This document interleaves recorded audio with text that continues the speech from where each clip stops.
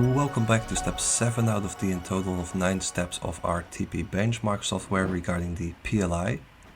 In this step we can select the profit level indicator for our interquartile range calculations by selecting this drop-down menu and choosing the most appropriate one, being either EBIT divided by total cost or turnover respectively, or the Berry ratio, which is the gross profit divided by the operational expenses. In addition, we can also choose to perform a working capital adjustment on the working capital of our comparable companies, which means adjusting the inventory levels, accounts receivable and accounts payable to a 0 level and setting the applicable interest rates. Please note that the last option is not mandatory and we can also continue to the next step without performing the adjustment.